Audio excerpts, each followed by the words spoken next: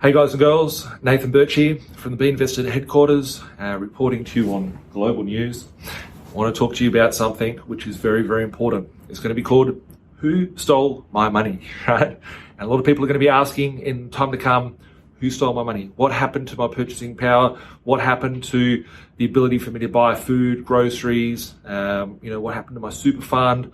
A lot of people are going to be scratching their head like they've been at a party, been high on consumer spending and all that sort of stuff, and they'll be scratching their head saying, what happened? Who stole my money? This is going to affect everybody on every end of the globe. I'm going to take your attention on a journey throughout history. This is 50 pengo. This is a Hungarian note from 1932. It's 1932 Budapest. It is 50 pengo. It's a currency that they used back in the early 20th century. And I'm going to take your attention to this note here, which is 1 milliard pengo. A milliard is an old measurement tool, and it was that's from 1946, by the way. So 14 years difference from these two notes. Same currency, same country. The currency had been debased at this point. A milliard is 1,000 millions, so that is $1 billion. So someone could have deposited 50 pengo. Let's take the pengo away and call it the dollar.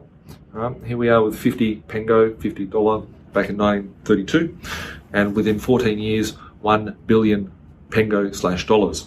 So a lot of people in this time got robbed via hyperinflation. They lost all their purchasing power of food, basic essentials. This has occurred throughout history. The first hyperinflation occurred in 1024 AD in China. There's been over 10,000 fiat currencies being paper currencies, right? If you think about it, what's the difference? They're both pieces of paper. They're both, fit in your pocket, in your wallet. And this one here says $1 billion. This one here says $50. What's the difference by it? The only value that this has is the belief that this is actually worth something. So here we are in 2020. Our currency is dying. It's in palliative care. It's in vegetative state. It's been there for the last 10 years, 12 years, 15 years. It's been dying slowly since the 1970s. In the last sort of 3 years, 4 years, it's been in vegetative state, and it's dying. And I believe that we will lose our currency over the course of the next decade. This is just perfect example. Like people go, should I put my money into a 10-year investment? I might get a 1% yield or a 5% yield. You put your $50 in the bank today, and in the future, there's $1 billion notes floating around out there.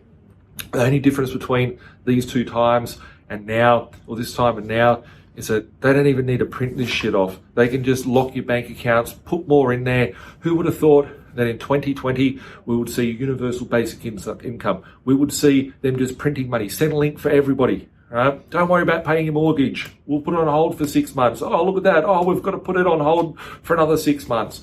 They're going to keep introducing more and more stimulus packages. Savers will be losers. People that don't have education, don't understand what's happening to their currency, will be like sitting there like this person going, what the fuck happened to my money? I've lost all value. And it's reported back in the German government, back in the 1920s when Hitler rose to power, that you could retire with 50,000 Reichsmark. That was like having $5 million in the bank account. Over a period of 3 years, they closed the citizens' bank accounts and didn't even send them a letter to say that their bank account had been closed. Reason why is a postage stamp ended up being more than the 50,000 Reichsmark. It's just something that has happened throughout history. It's happening again at the moment. Here in 2020, it's no different. People will be sitting here scratching their head going, what happened? Like they've been on a big bender down at the pub, having a debt binge, buying consumable goods, going, how can I get this? My Afterpay's not working. My job's no longer there. I can't even buy a fucking Big Mac meal because it's gone up too high, right? Who stole my money? People are going to be questioning that. What happened to your super fund? What happened to your assets? What happened? What happened? What happened?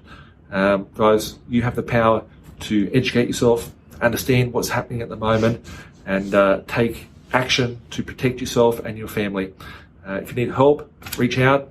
Me and my team are knowledgeable and can help you survive and prosper through this changing economy. This is not something that's just here all of a sudden. It's not that fucking corona that everyone's worried about. It is an underlying issue, and it's a debt-based Ponzi fiat system that's imploding. So you need to get yourself protected. Make sure you're not sitting there over the course of the next 5 years going, what the fuck happened and who stole my money, right? Take advantage of it, pick it all up off the floor, collect all the assets, and be the strongest on the block. We'll catch up soon, guys. Look forward to helping you kick ass over this period of time. Bye for now.